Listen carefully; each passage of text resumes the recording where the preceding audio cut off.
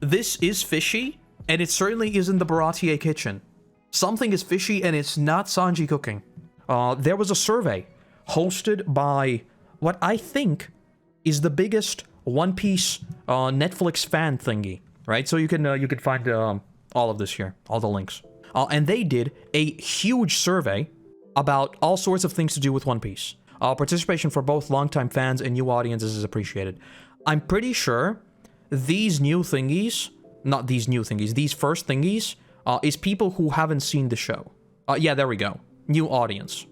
If I'm going to put this on YouTube, I'm probably going to cut out this preview. So if you're watching this on YouTube and I'm suddenly just starting to talk about like liars and stuff, that's because we went through people who are supposedly not familiar with the show, but they mentioned seeing live action Chopper. They're supposed to not know the show.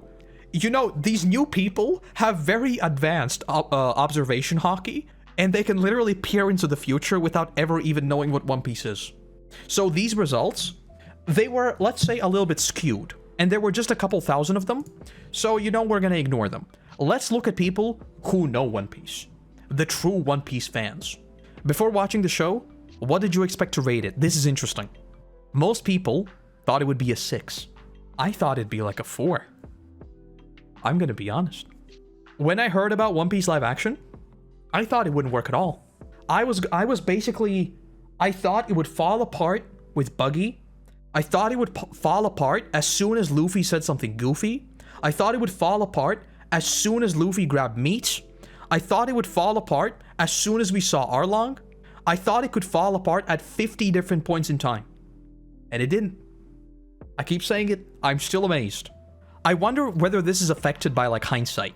Because if you asked me before I saw the trailers, before I saw the previews, before I heard anything about it, no shot would I say a 7. Yeah, exactly. Before watching the show is relative.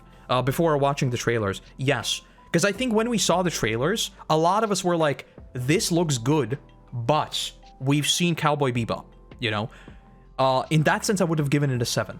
These people saying a 10, they're liars. Filthy liars. Let's move on. How faithful was the live action to the spirits of One Piece? Most people say an 8. I think that's fair. And I think that's actually very good. I think an 8 is like very representative of what it actually should be. It's not 10, and it really shouldn't be.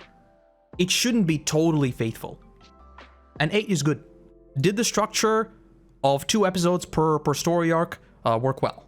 87% said yes. Which, like I said before, I generally agree with. Obviously, it won't work with other arcs, because you might notice this. If you go back to my videos when I started covering One Piece, a lot of my first videos were like multiple arcs, right? Sometimes they were 3, sometimes even 4. Then it got down to 2. Then it got down to like, 2. And then ultimately it became 1. And then one arc became multiple videos. And then one arc became 5 videos. It's not gonna work for Alabasta, I'll say that. What did you think of the tone of the show? I think the tone, we've talked about this many times, I keep saying Matt Owens is the GOAT because he understands the tone and the vision of the series. 93% said they liked it, I agree with this. The comedy in the show, 86% says it worked. I think it worked. Most of the time, it was great. No problems with this. 11% are uncertain. I wonder what about? Maybe just like Luffy saying he's gonna be king of the pirates or something? Looks kind of like weird in live action to them? Maybe. That's one thing I've heard. I thought, like, the thing with One Piece is that it, like, establishes the bigger world, and it already tells you that it's going to be wacky, so you go into it expecting wackiness. You know, it's the matter of, like, understanding the vision and the world you are going to tell. You don't want comedy. Well, you do want comedy. You want comedy in everywhere, you know? That's what people do. But, like, you wouldn't really want any goofiness in a story like The Walking Dead. It just doesn't fit there. Or in Game of Thrones. You can have these little wacky one-offs, but you don't want people just suddenly turning into a clown, you know? With One Piece, I think like a lot of the comedy is saved by the world, if that makes any sense. Helmeppo's cheeks. I don't think that was comedy. It was funny, though. Okay. The emotional moments in the show. 24% cried. That's a lot. It's a lot of people. Almost 5,000 people cried. I wasn't one of them. Because I'm a monster. 11,000 people said that it just touched them. I am in those 60%. It hit me hard, but it didn't quite, break me. The level of violence in the show meet your expectations. 71% said that it was violent enough. 19% said that it wasn't violent enough. This is interesting to me. This is interesting to me because if you know the story, you know that Oda does not kill people. The live action version kills people. Very explicitly too. He slices a dude in half. So that's kind of interesting. Maybe they wanted to see more blood, because that's one thing you need to remember about anime, right? In every shonen fight, you're gonna have characters spitting up blood all the time. In live action, not really. You didn't cry because you binge watched it having a little sleep. I was perfectly rested. It had nothing to do with it. Nothing. I just have a disconnect in my brain. I can have an existential crisis. I can think about things, but I doubt I'll cry. What did you think of the opening title cards? 85, which by the way, again, if you're just joining us for the first time on YouTube, you might notice that the numbers make no sense. And that is because a lot of these things are multiple choice, right? So you see 19,000 responses here. This is total, right? This would not have passed in my statistics class, just saying. If I did this, I get a fail. But in a lot of these, you can pick multiple things, even though it doesn't really say that anywhere. So don't be surprised. There is no shenanigans going on with numbers. It's just a weird question. That said, 85% love the changing title cards, which again, I 100% agree with. I thought the title cards were one of those details that no one would have known if they weren't there, but because they were there, I love them. But only 41% said they want to see them again. I want to see them all the time. I cry harder with no sleep. Yes, that is what should happen. Because like, do we want to talk about this? There is a very good reason why, let's say a enhanced interrogation technique involves not letting people sleep. People just break if they don't sleep. But yes. I hope something else is done for future seasons openings. What else could they do though? I kind of just want to see the title cards again. I would like to see what people think about the fourth wall breaking bounty. Oh, good points. We didn't see the bounties in this questionnaire. Yeah, that would be interesting. Unfortunately, it's not in here. What is your opinion on the narration? Like I said, I loved it. I wish we got to see more of it. Here too, wacky responses, because you could pick multiple things. I kind of want narration from us, is what I want. I want season 2 to open with Nami saying, "We sailed for 2 weeks," and that is interspersed with random shenanigans on the ship. Luffy is like fighting with Usopp with a fishing rod. Zoro is sleeping. Sanji is burning some food and being angry at himself. And Nami just delivers exposition. And she says we've been traveling for a couple weeks. I want that to be at the start of season 2. Number 1, it fixes problems with just like there being a year between production, right? So we want to lessen these gaps. So what we do is we add gaps in the story itself. Number 1. Number 2, makes the crew feel more like a family. They talk about the random things they get up to. Number 3, gives the ship more life and more like variety in what we're actually doing. It's not just like, oh, we see the ship, either we're about to fight or we're about to land somewhere. Just add random things on the ship, please. 100% I want more of the crew together on the ship or exploring villages, etc. Yes, absolutely. If we open season 2 with a narration of what has happened for like the past month they've been sailing, yes, sign me up. Just give me more crew shenanigans. I want it.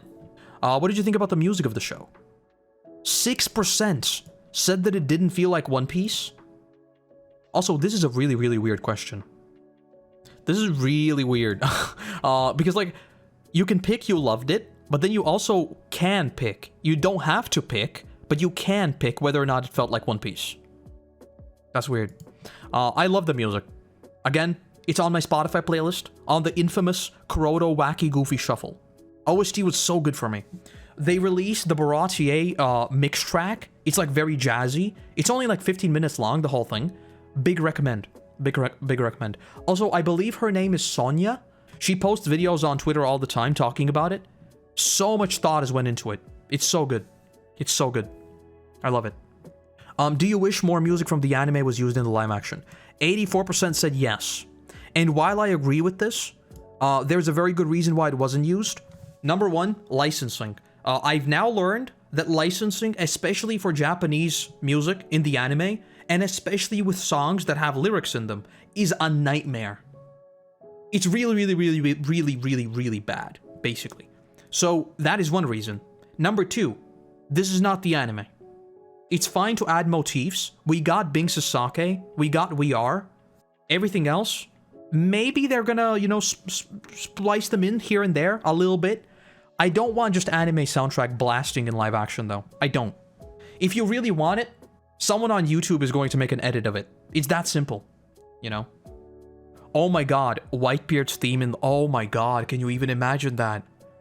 Whitebeard's theme in live action. Imagine him doing the whole shatter thing, and it's just like this booming... Oh my god, I can imagine it. It's gonna be so good. He pulls up to Marineford, and it's just this booming motif. Oh, it's gonna be so good. Oh, it's gonna be so good. Man, we gotta get to Marineford. We gotta get to Marineford.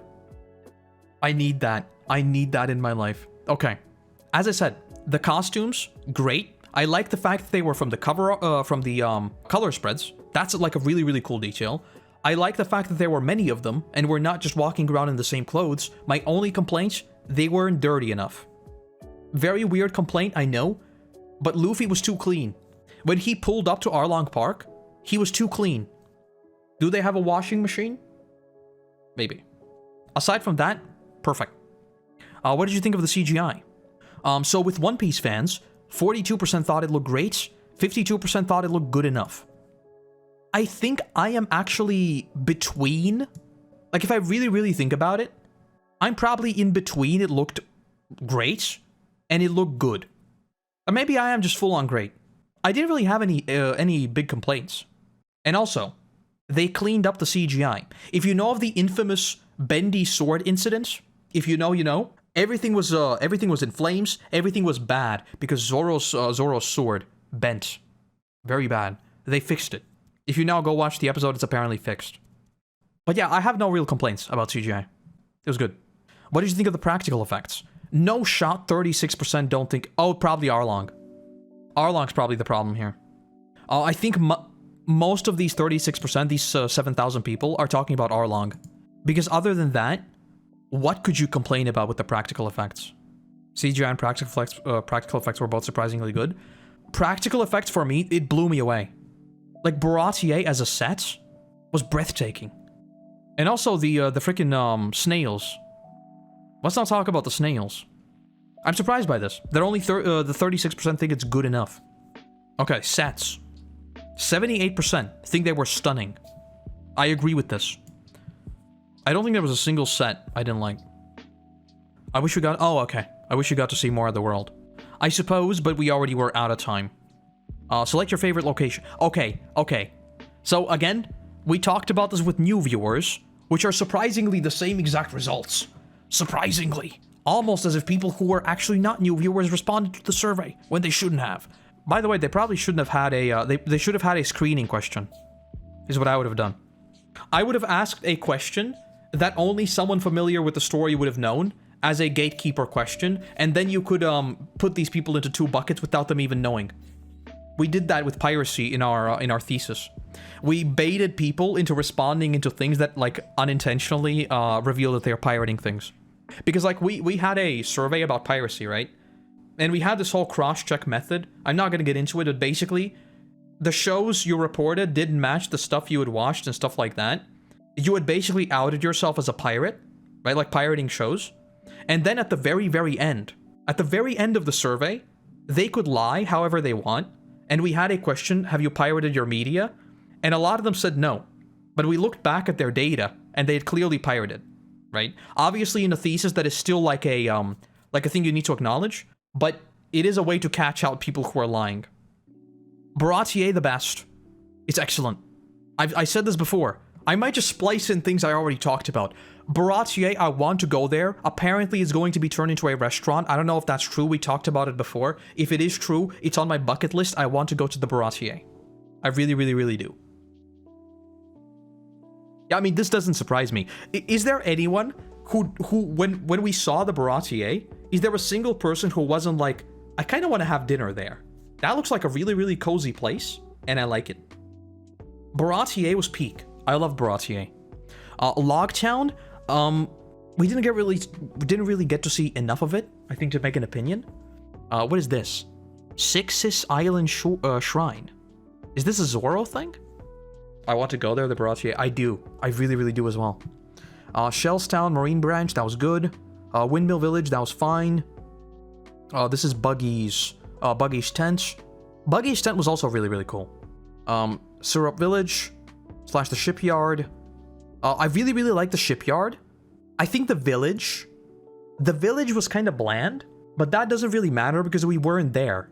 You know, we were in Kaya's mansion. Kaya's mansion was really cool. Syrup Village was kind of mid, but the shipyard was really cool. Kokoyashi Village. Kokoyashi Village, I wish we got to see more of it. The Tangerine Grove was really, really cool, though. And Arlong Park was also great. No complaints there. But favorite, absolutely, is Baratier. It's not even a contest. Like, it's not even close. Baratier was probably only a big place location. True. But, like, even if it wasn't, I think even, if I think about the locations we were going to see in Season 2, I can pretty confidently say the Baratier will still be my favorite. Unless they, like, absolutely nail Drum Kingdom, I think still Baratier... Baratier is just cozy. I want to be in the Baratier IRL. I'm not sure I want to be on any other island of One Piece IRL. You know? Okay. Rate the boats. 10. I kind of agree with this. No complaints. Select your favorite boats. Baratier wins. Incredible. As expected. And the Going Merry is a close second, of course. Like I said, I think the Going Merry might overtake the Baratier if they make the Going Merry feel like a home. Make a ship a home is what you need to do. We haven't spent enough time on the Going Merry. Make it feel like our home. Then people will love it. The Going Merry and the Baratier, best ships. It's not even close. How did Shanks' ship get so many votes? Probably people just loving it in the manga and the anime, is my guess. I'm surprised Buggy's borrowed boat has that many votes. Which action sequences were your favorite, if any? Which, by the way, this is, again, very, very weird. It has 94,000 responses because you could pick multiple. So there are probably people here who picked all of them. So what we're going to do is look at the best ones. Best one is Zoro versus Mihawk. I agree with this. And the next best one is Zoro and Sanji versus the Arlong Pirates, which I also agree with. Oh my god, look at this. And the next best one is Mihawk versus Don Krieg. People know what they like. And I guess I was wrong about this. I thought this would be lower. I thought Luffy versus Garp, for people who knew the story, would be a lot worse, but it wasn't. That's surprising. The fact that Luffy versus Alvida is lower than Luffy versus Garp? Could this be? Could this be because of the manga events? Because Garp stocks when live action was coming out was at an all-time high. You know? The least favorite one is Luffy versus Alvida. I guess that makes sense.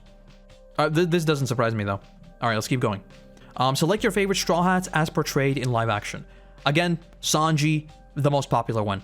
Usopp, as expected. Unfortunate, but we expected this. The least favorite one. I'm still surprised Nami is this low. Oh my god, it's the same thing! It happened in live action, look at this, poor Usopp! Oh no! Sanji the GOAT, though. I'm not surprised by this. Sanji is the GOAT in live action. Taz Skylar, insane. The rumor was that they built it so that it could be turned into a restaurant afterwards, similar to how the Hobbit Village is a thing in New Zealand. Yes, I would suppose so. If it will exist, I want to go there. I probably never will, but damn do I want to. Taz is amazing, everyone did so well in their roles. I think much of this comes down to, like, I don't even know how to put it. Because I think Taz has a lot of, like, natural charisma, so he doesn't even need that much story for you to, like, really vibe with him. Whereas Zoro's character by design is standoffish. Like, his whole persona is stoic. So, like, you can't really feel for him that much, you know? So with Zoro, for example, I think a lot of these are very, very thirsty boys and girls. I'm not gonna lie, because I've seen the thirst posts for Makenyu. I've seen a few of them. So, you know, there's probably some of that for Taz as well. I'm surprised Nami is so low. I would have expected Nami to be right up there with the boys. Usopp being low doesn't surprise me. You know why? Because that's exactly how I felt in the anime as well. I think Usopp is much, much cooler in the live-action version, though. I think so. I'm kind of surprised by this.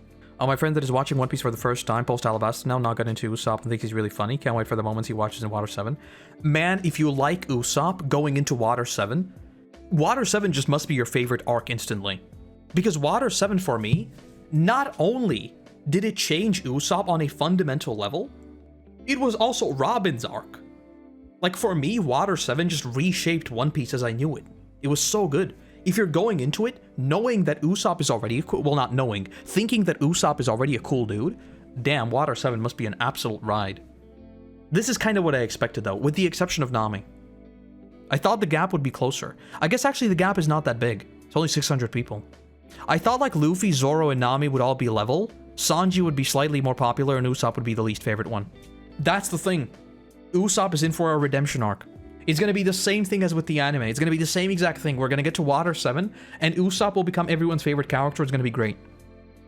If you asked me, I'd probably pick Sanji. I think I'd pick Sanji. I really, really, really like Zoro in live action. It'd be between Sanji and Zoro for me. It'd probably be Sanji. It'd probably be Sanji. All right, let's keep going. Select your favorite pirate captain, if any. So again, you can pick multiple ones. Unsurprisingly, the most popular one is Buggy D. Clown. And here, we have a much better representation of Gold Roger, which is good to see. Very good to see. I would have still expected him to be higher, but okay. And Mihawk is also here, even though he's not a pirate captain. But this is not surprising. Buggy D. Clown. The GOAT.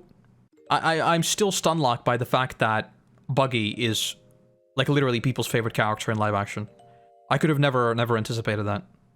Can't wait for the glow-up for Usopp? Yes. The problem with, like, Usopp in Arlong Park is that that moment was so fast, there wasn't, like, a... Usopp beats him, and you're just kind of like, oh, so Usopp's kind of strong, too. In the anime, you knew Usopp was weak, you know? In the anime, we already saw how Usopp is not a fighter, and then him fighting is the big thing. In live action, it was kind of like Usopp is Usopp. He's sort of scared, but, you know, he's still a dude. And then he fights the dude, and he wins. So, I don't know. Select your favorite pirate characters, if any. Again, Lucky, Ruin, Yasopp, the GOATs. Sham of the Black Cat Pirates was apparently also a favorite.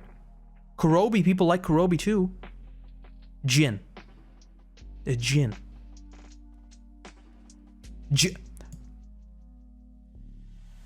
I don't buy this. Something here is fishy. I think we have vote manipulation. I think we have some... No shot did 110 people watching the show for the first time even remember Jin. I don't think this is legit. I don't. Imagine remembering Jin. I don't know, man. I don't know. Lucky, Ruin, Yasopp, though, both of them were great. Select your favorite marine characters, if any. Koby the GOAT. Koby is like, you know the meme people use of like Koby pre-time skip and then Koby in Wano, and that he's like the character who received the biggest glow up known to man? I mean, in live action, Koby is already the GOAT. Can we get much higher? Can we even get much higher? I don't think we can. Helmeppo, and ironically for me, I think there's a psychological component to this. Because I think like, it's hard to even hate a character in live action, if that makes sense.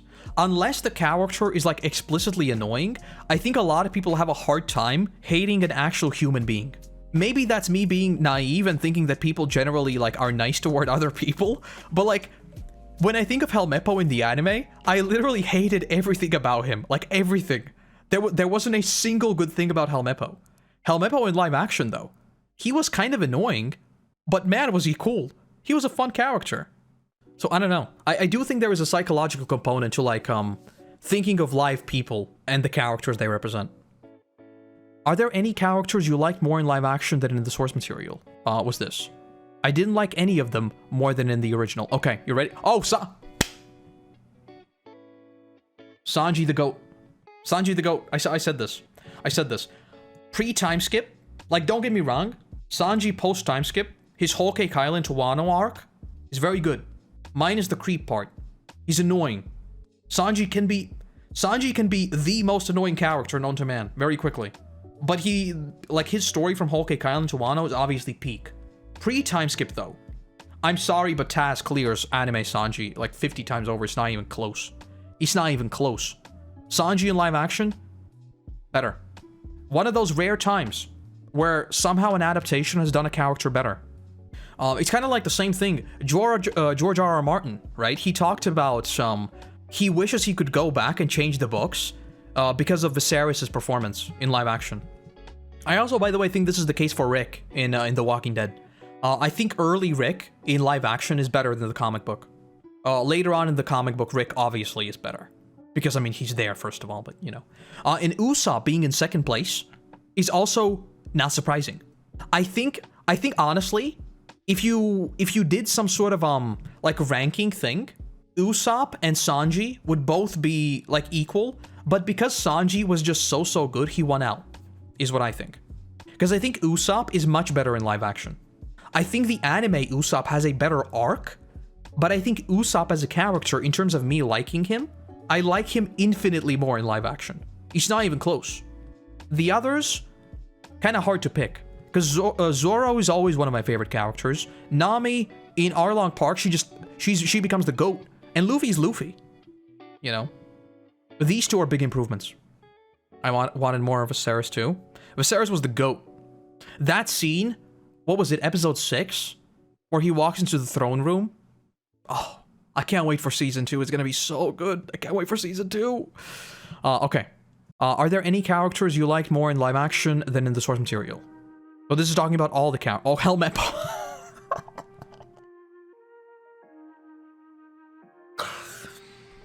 Okay. Number 2 is Koby. Oh no, Buggy is number 2. Could you have ever expected this? What? This makes... like, Bogard or Bogard or however you say his name. He's not even in the source material, basically. He's there and that's it. This is shenanigans. Okay, let's go through these, and I will give my opinion. Alvida. I don't have an opinion on Alvida. I'm gonna be honest. I think it's relatively the same. I don't have a strict preference toward either Alvida. It's fine. Koby. Live action. Not even close.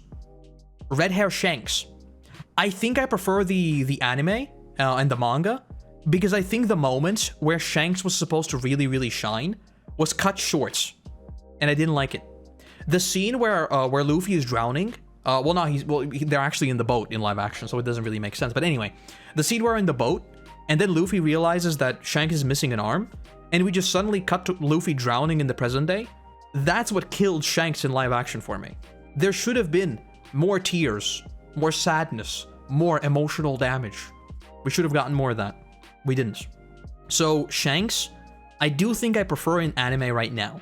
We'll see how it shapes out. Right now, the anime, because of pacing. Not really the character itself. Helmeppo, absolutely live action's not even close.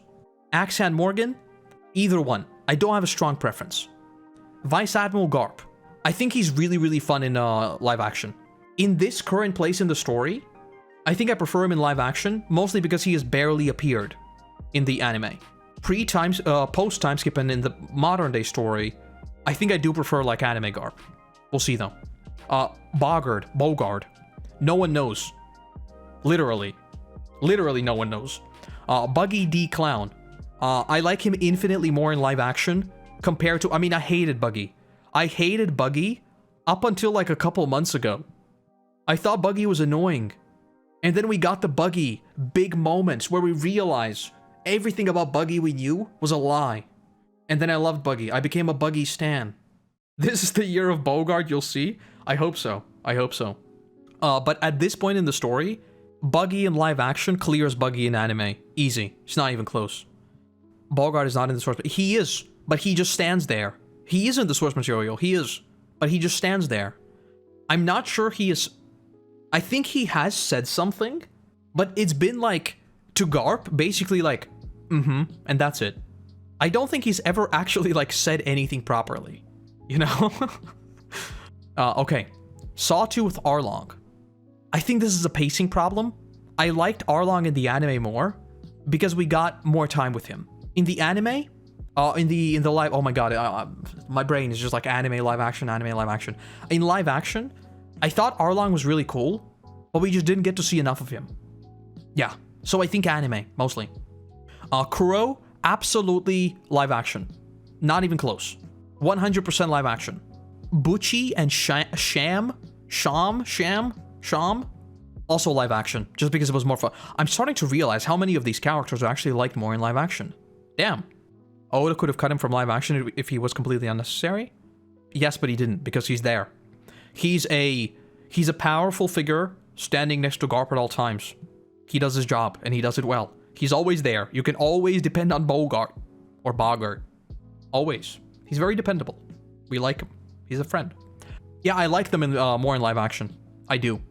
I think it's because in live action they were fun. In the anime they were annoying. And I think that's my problem with a lot of anime characters. There's a much bigger debate to be had here around like comedy and overexpressed emotions and things like that, I think. Because my biggest problem with a lot of the anime characters is that they're annoying. In live action, they're tuned down and made fun. Not annoying, but fun. They do wacky things, they say wacky things, and it's fun. Not annoying. So yeah, I like them more in live action. Red Leg Zeph, I'm sorry, anime Zeph. The only thing better in the anime is Sanji's and Zeph's parting. That is the only thing that is better in anime. Red Leg Zeph, in the live action version, the GOAT. The fact that he talks to Garp as an equal, and they just talk about like big things going on in the world, and he's just a mega chad, damn. I would like to have Red Leg Zeph as a friend. Maybe not actually, now that I think about it, no, I probably wouldn't. Because he was like a mega bad pirate. He's a retired pirate, but he was mega bad. So maybe I don't. But he was cool. He was definitely cool.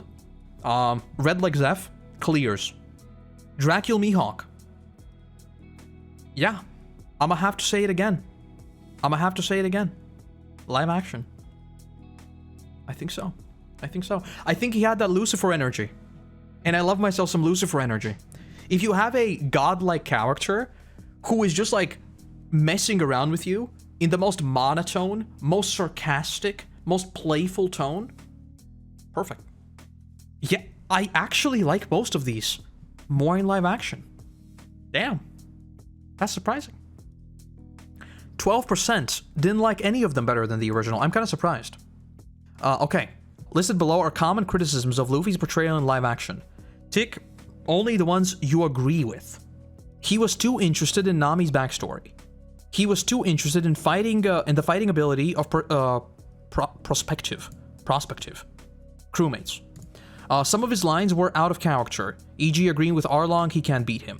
42%, or rather, he wasn't selfish enough and or cared too much about being good or a better pirate. He was too serious in certain scenes. He came off too intelligent in comparison to the source material. Other. We won't read the other because I can't be asked. So the most important one is some of his lines feel out of character. Which I kind of agree with, I guess. But very, very few. Very few. 42% says he wasn't selfish enough and or cared too much about being good or a better pirate. I don't really agree with this because like the thing about the ad, I think people are just missing the subtlety, you know? Luffy talks about being a pirate and Luffy talks about wanting like there was a line he says, I would never be good because that would involve sharing my meat. I want all the meats to myself. He says this at some point, I don't remember, right? But are we, like, forgetting the fact that he also liberates Wano to get them food? Like, he says these things, but he only says these things. His actions are about being good. So I don't really buy this that much. He came off as too intelligent. I think this is a common criticism, and I don't think it's really... Like, let me put it this way. I think this is a feature, not a bug. I think if you made him as dumb as he is in the... as he is in the anime... people wouldn't like him. This is again a suspension of disbelief question, if you ask me. I think Charlie, Moist Critical, is actually a good example of this. Remember how people lost their minds when he said that he likes One Piece, but doesn't like Luffy because Luffy is dumb? Can you imagine someone who doesn't understand anime humor, who doesn't understand anime, who doesn't know anything about like Japanese humor at all, watching a character be just dumb as a brick sometimes and lead a pirate crew? I think people would find him really, really annoying. I think making him slightly more intelligent, which by the way, I don't think he is. I think he's just like tuned down in his antics. I don't think he's like much smarter. I think Luffy is smart in the anime. I think he's goofy. I don't think Luffy is like mega stupid, you know? I think his like emotional intelligence and things like that are really good. I don't know. I think this is semantics basically is what I'm saying. I think it's good that they made him more grounded. The fact that he was too interested in Nami's backstory is another one of those things that I kind of get. The thing with a live action production and the thing with working with real people is, again, I think there is an emotional angle. And if Luffy didn't care about one of his friends, it conveys a sort of a bad message, even though it doesn't. It doesn't. Because his whole angle could still be like, I don't even care about your story, I will help you, blah, blah, blah, blah, right? And that's fine. But I think it can come off as that way, if that makes sense. I'm playing devil's advocate here now. But, you know, basically, do I agree with any of these criticisms? Let's see. I think he was too serious in some scenes, maybe. Maybe. I kind of agree with that. I don't think he was too interested in Nami's backstory. It's not really Luffy's character, but I think it's fine. He was too interested in the fighting ability of prospective crewmates. I don't really think he was. I don't think he has he ever talked about like the fighting capabilities of his crewmates? Because I don't think so. Like, he didn't really say anything about Usopp, did he? And Usopp isn't a fighter, so I don't really agree with that. This I sort of agree with. Some of his lines are a little bit out of character, sure. This I think is true if you're arguing semantics, but I don't think it's actually true. He came off as we already talked about that, and yeah. He mentioned that he wants to be king of the pirates too much. This guy clearly doesn't watch the anime. Listed below are common criticisms of okay, this is gonna be fun. His gags, napping and getting lost weren't played up enough. I actually agree with this. We talked about him getting lost, and the fact that he gets so lost that it literally makes no sense. In Syrup Village, right? No complaints there. That is a gag that might fly over people's heads, which is why I agree with, because they weren't played up enough. And him sleeping should have been played up enough more. Should have been played up more. He was too flat. I don't agree with this at all. That's the point. He's supposed to be stoic. I like it. Which, by the way, also means that his lines later on will hit that much harder. This I don't agree with at all. He didn't call Luffy king of the pirates. I kind of agree with this. I wish he had said the "Do you hear me, king of the pirates" line. I wish he had said that. I really do. That's one of my favorite lines of Baratier. I agree with that. I agree with that. He should have smiled or laughed more. I agree with this to an extent. Only to an extent. Because, again, he's supposed to be stoic. And the lines he shares with Nami, which, by the way, why are people so obsessed with shipping people? I don't understand. Apparently, there's a whole sub-community trying to ship Zoro and Nami in live action now. I don't know how it happened, because apparently two people talking to each other has a certain chemistry to it. No, it doesn't. Anyway, I think the moments they shared there is like that tender side of him that we will see more, and that is exactly why they will hit hard. Like the scene we get of him talking to Luffy and just not knowing how to talk to him is the perfect example of that. He walks up to Luffy, he's like, you feeling okay? Luffy's like, yeah, I'm good. And Zoro's, okay, good talk. And that's it. To me, that's how Zoro is supposed to be. The reason why he's not like that in the anime is because it is an anime and we need anime humor. You know how I would put this? It's like in Berserk, you have Guts and you have Puck. You know? In live action, think of only Guts. In the anime, think of Guts and Puck. That's how I would put it. The anime has comedic relief. The live action version focuses on Zoro as a character. Probably a horrible example, but I guess it works. Chad Zoro respecting boundaries. Zoro's the GOAT. I love Zoro. I can't wait to see more of him. I can't wait to see him open up a little bit more. Don't think Oda wants to add romance among the crewmates. They need those. It's never gonna happen. People are just weird online. I really don't like this, by the way. People just randomly starting to ship people. I think it's weird. I really, really don't like it. I think it's really, really weird. I think it's I think it makes everyone involved uncomfortable. I don't like it. Rate Romance Dawn, Shellstown, and Orangetown. Episodes 1 to 2. 7, 8. Makes sense. No complaints there. Listed below are common criticisms of Usopp's portrayal. Okay, this will also be interesting. He didn't get to show off his marksman skills. I agree with this. He was sidelined too much within his introductory arc. I also agree with this. But to be fair, I don't think this is a live action problem. I think this is a One Piece problem. I think Usopp also didn't do enough in his introductory arc, which again I think is also why we're seeing the same thing play out. Syrup Village was dragged out, didn't need to take up two full episodes. I don't really think so. I thought Syrup Village was great. I liked Syrup Village. I think the complaint people have with Syrup Village taking up two full episodes is not about Syrup Village. It's about the season. We say Syrup Village is too long because the season is too short. The problem isn't Syrup Village, I think. Again, I keep memeing this. The scene where Usopp walks up to his mom, she's dying. He's basically like, oh, that's sad, and she dies. There should have been more there. There should have been more there. Absolutely. It was not dragged out. There was not enough of it. The episodes were too closed within Kaya's mansion. I think Kaya's mansion was diverse enough, so I don't really think so. Because, I mean, what in the anime we got like a hill. What do you want more? A hill or a cool mansion? I want a mansion. I thought the mansion was cool.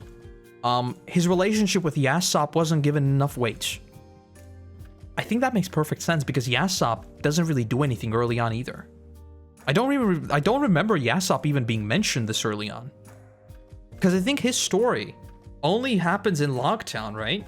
Because there's in Logtown there's the anime filler that was actually supposed to be in the story, right? But Oda cut it because he wanted Logtown to be chapter 100. I think that's the legend I've heard. Apparently some of the things in Logtown are actually supposed to be in the manga. Supposedly. I don't know though. So basically what I agree with is he didn't get to show off his marksmanship skills. I agree with that. And he was definitely sidelined. Absolutely. The rest? I love Jacob. I just wanted to see more of him. Yes. My favorite scenes of Jacob are in the Baratier. Where he's chilling with Mihawk is perfect. The fact that he's literally just like, oh, hey, look at you. Let me bring you to my friends. And it's Mihawk. That is prime Usopp. I really, really hope they let him shine in, I just hope that Little Garden is literally Usopp and that's it. Just Usopp. Let's call the arc just Usopp. Kai was focused on too much, and the kiss with Kai was not necessary, in my opinion. I think it was cute, and I think it's perfectly fine. I don't really think Kai was the problem. I again think the problem was that there actually wasn't enough of the story instead of it being dragged out. Usopp is literally the first thing they talk about. Fair enough. Fair enough. You know, I'm just used to daddy problems in One Piece, so I'm just like, of course it's a problem at some point. We don't really talk about it that much. Rate Syrup Village. Episodes 3 to 4. 7 and 8, I think is fine. Sanji's portrayal. Common criticisms. Okay. He should have bowed before Zeph. Yes. Yes. Yes, I think so. I think so. I really, really wanted to see that scene. I think I should have... I really wanted to see Men Should Part Without Tears. I really, really did. I love that scene so much. That's such a good scene. Wasting food wasn't big enough of a deal to him. I think, like, this is something... I don't know. Because I kind of agree with this, but I kind of also think there is not a place where it would fit naturally. If that makes sense. This is something they can do later. I'm surprised that this is the biggest thing. To me, it's absolutely bowing before Zeph and the rest of these. Like, all of the... Who the hell says he didn't smoke enough? This is 30%! Anyway. He was sidelined too much within his own arc. I don't think so. I think Sanji's arc was actually really good with the focus on Sanji. These things, like wasting food and feeding the hungry, both of these are things that could be solved later, and we didn't get to see a lot of them because, like, the focus was supposed to be on his introduction, if that makes sense. I think crowbarring them in the Baratier would be kind of weird. And his flashback to Zeph, I think that was fine generally. Did he smoke? Yes, multiple times. The whole scene of him talking to Luffy is him literally lighting up a cigarette, which I was surprised by, Because that's one of those things I was like thinking about, how would that even work? But apparently he smokes IRL too. So that's not a problem at all. I think the fact that like the biggest criticism is a scene that was omitted with Sanji, it's kind of like it says enough, right? Very good. Baratier, 9 or 10. Best episodes out of the season. It's not even close for me. I mean, it is close. I say it's not even close. It literally is close. Okay. Nami's portrayal, how Arlong Park played out.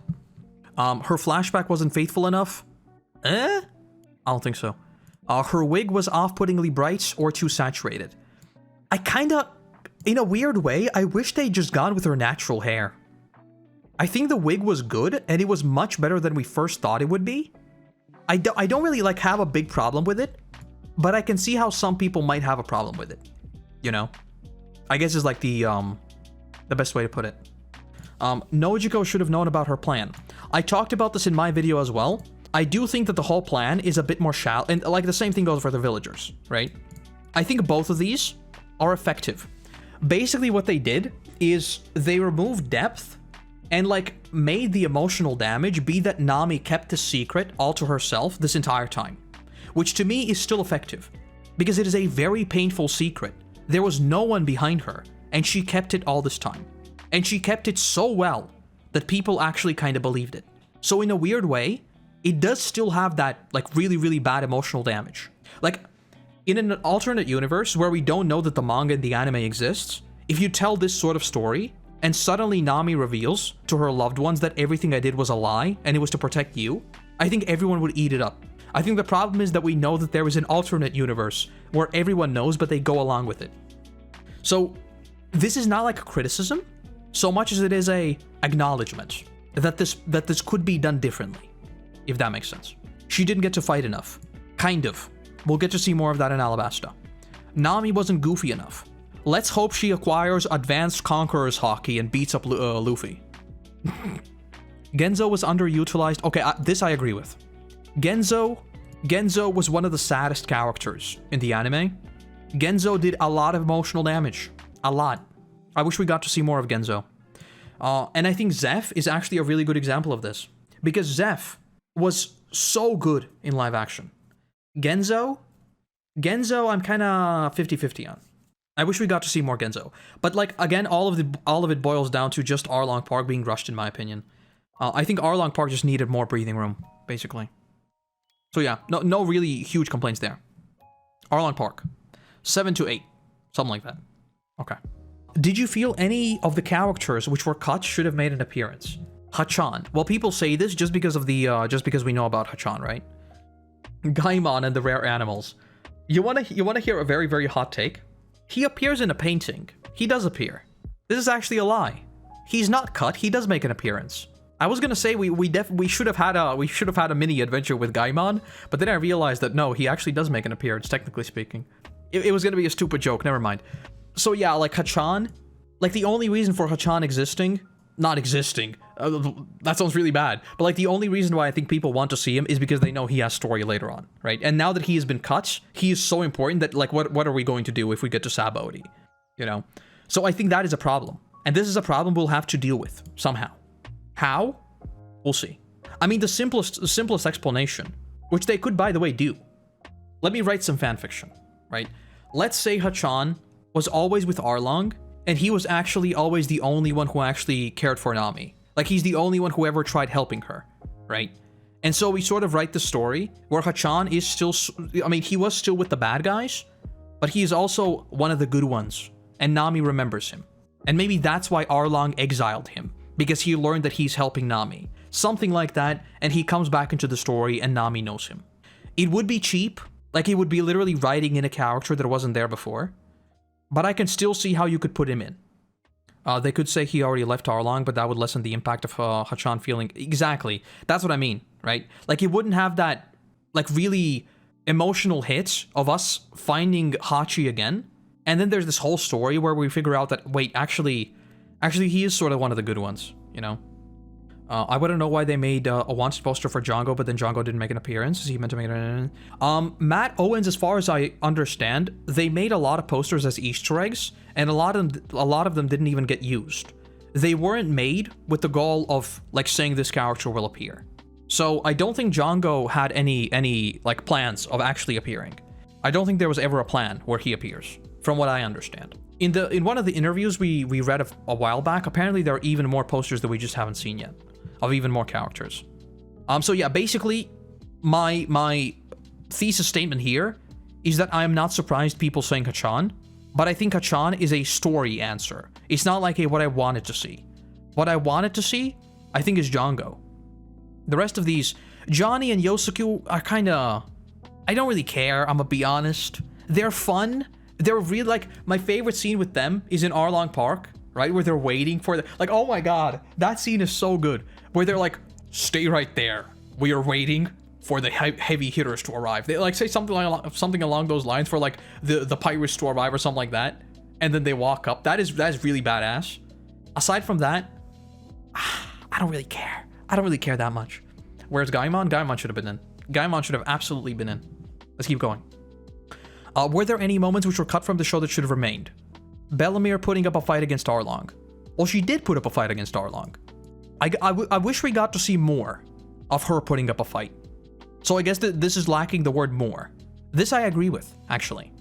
I do agree with. Because in the anime, seeing Bellamere knock him on his ass was the most satisfying thing in the arc. Nami getting her new tattoo. Does the anime actually have a scene of her getting it?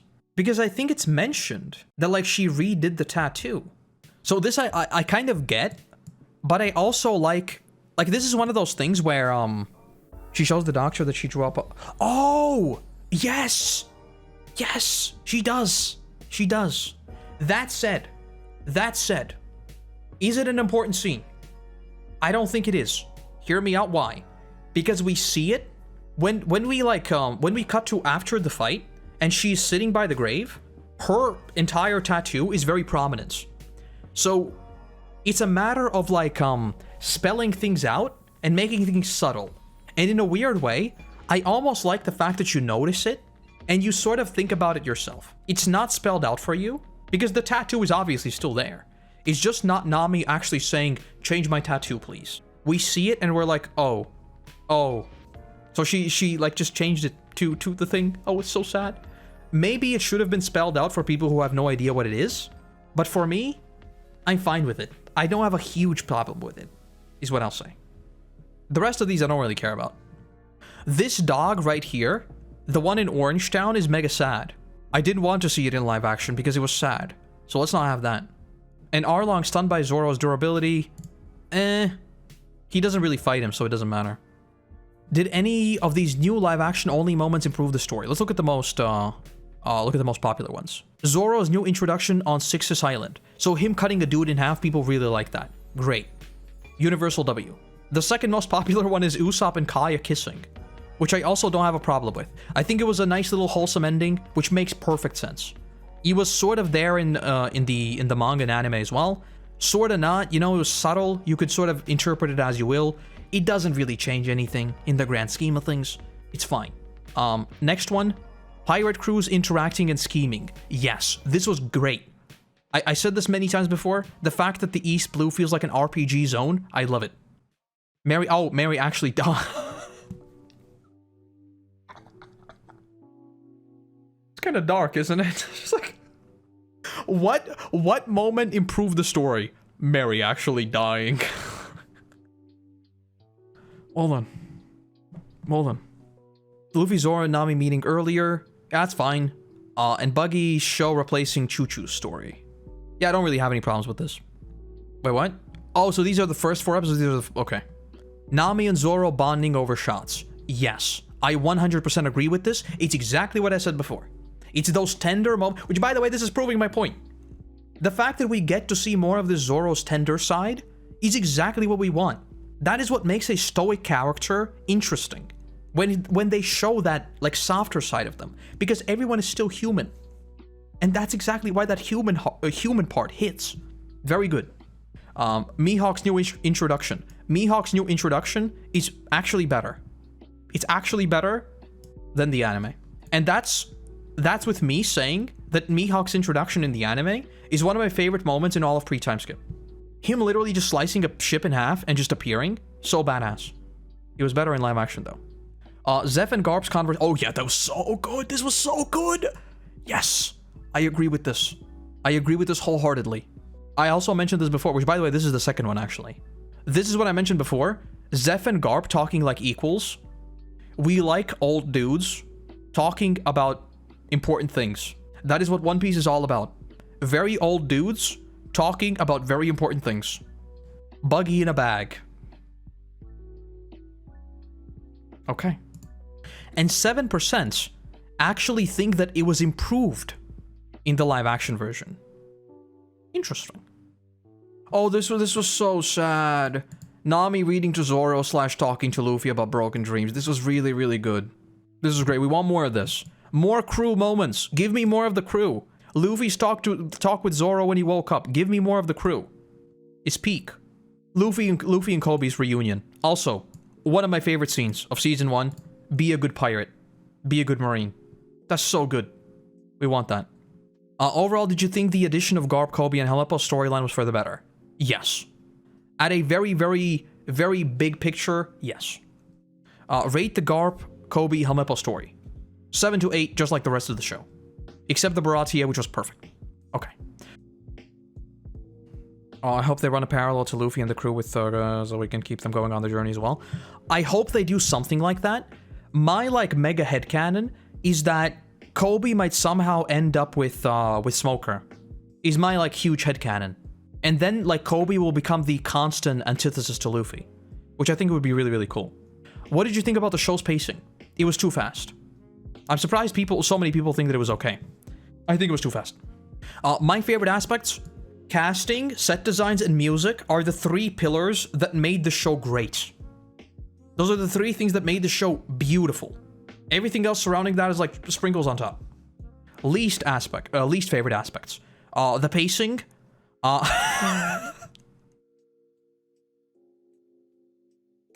Poor Arlong. Like, Arlong has done many bad things, but why would you talk about his nose? Just a nose. He can't change it. It's a nose. That's rude. This is probably what I agree with as well, right? Which is why I said I'm kind of the Koby Garp story at a very, very big picture level was good, but it just, because it was clearly to save budget, it kind of detracted from the rest of it. I'm gonna keep saying this. Matt Owens, I need to send this message to you personally. If you're going to make a B plot, take the B. There will be a B plot. There will be absolutely a B plot. Take the B plot and take like 33%, maybe 50% of the B plot, and give it to the crew of just filler. Have Luffy sit at a table and just yell at Sanji to give him food. Have Nami tell Luffy to shut up. She's trying to read or sleep. Have Zoro wake up and tell both of them to shut up, saying that he wants to sleep. Give me scenes of the crew. Thank you very much. I think this problem is the fact too much time was given to them and not enough time was given to the rest of the story, if that makes sense. Will you rewatch? Yes, I have rewatched it already. Very good. Has the live action inspired you to reread the manga or rewatch the anime? I'm doing that already because I'm a weird person on the internet talking about One Piece. Will you recommend / have recommended One Piece? Yes, I have. In future seasons, what would you want improved on? I want more episodes. I want more Straw Hats. Oh my god, look at this. More Straw Hat interactions. Breathers now and then. Well, look at this. This person knows what they're talking about. I need to love Going Merry like any other Straw Hat before they reach Eni's lobby. Yes, we agree with this. I swear this isn't me. I swear this is not me. I swear. Also, I swear I didn't edit this survey beforehand, because I technically could do that. This is just an HTML, I could just edit it. I didn't do it. I didn't. This person is just smart. Better effects, last attacks, more blood, fights longer, and CGI. What? Wait, what? Last attacks, more blood, fights longer, and CGI. Oh, so he wants the last attacks to be improved. He wants more blood as an improvement. He wants the fights to be longer, therefore be improved, and he wants to improve the CGI. This is a man of very few words. I like him. Okay. Are you excited for season 2? Yes. Rate One Piece live action. 7 to 8.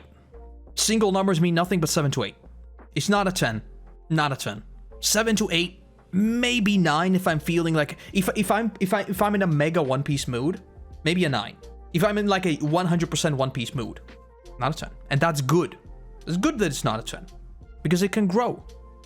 Oh, man knows what he likes, fights. He's gonna be real disappointed. This is gonna be interesting actually, because I think a lot of the solo fights will continue to be fast, but when we get into large scale fights, man, is that gonna hit different. This is actually one of those things. I think in anime and in manga, solo fights are very important, but when everything is blowing up, nothing matters. I think in live action, it's actually the opposite. I think solo fights are sort of low-key. They can feel dangerous and they can hit hard, but most of the time, it's just a solo fight, it's gonna go by fast. But when everything is blowing up, that's when you're like, oh. And I think, again, that is a matter of mediums and us being desensitized to it. Because when the Buster call arrives to Eni's lobby, it's bad, but it becomes a background. Can you imagine a Buster call in live action? It would be horrifying. It would be terrifying. We need to get to Eni's lobby. I want to see a Buster call. Go watch Black Sails. I'm going to spoil a scene of Black Sails. 30 seconds, I'm going to spoil it. There's a scene in season 2 or 3 where they're fleeing a certain town, and basically they get on the ship, and the question is, what's the target, Captain? And he turns around and says, anything that is left. And then they annihilate an entire city, and we see it in glorious detail, including the people inside. It's messed up, but that is what hits different in live action. You can't do that in anime. You can't. Unless, another spoiler for Attack on Titan. Big spoiler, skip 30 seconds. In Attack on Titan, they chose to present the rumbling as horrifying. Some of my friends said that the rumbling was too graphic, even though I think that was the point. I think they were making the rumbling so graphic that even people who are still somehow thinking that Eren is doing the right thing would be like, wait, hold on, are we the baddies? The rumbling, it was perfectly graphic. It was disgusting, and that was the point. So if you don't do that and really focus on the violence, I think live action will always win out over anime, basically. I just went out like a 10-minute tangent about literally 3 words. But yes. Did participating in the survey make you change your mind? No. My opinions are always 100% correct. I never change my opinions because they're not opinions, they're facts. It is what it is. This was a fun little survey. Obviously, just like any survey with a lot of hardcore fans, most of these mean nothing. So I think it's kind of interesting to talk about, but when you have like these ratings, I don't think they mean anything. It's interesting that the overall trend is like 7s and 8s. 7, 8, 9 is like the trend. I don't think anyone rating these as 10 is being like 100% genuine, because they just weren't. They weren't perfect. Of course, it is subjective. I can't say objectively they weren't a 10. I don't think they were though. I'll say that. A good little survey. I'll link it if you want to scroll through it yourself. Again, I guess. I've spent 2 hours talking about it, but maybe you want to look at it again. That was fun. It got me to think about a lot of things. Now we need to start gearing up for live action Avatar. Are you ready for me to talk about everything that comes out about that? Because I will. I will talk about everything. The good, the bad, and the ugly. All of it. Any bit of news that comes out, I'll be right on top of it, and I'll be talking about it for hours. It's gonna be glorious.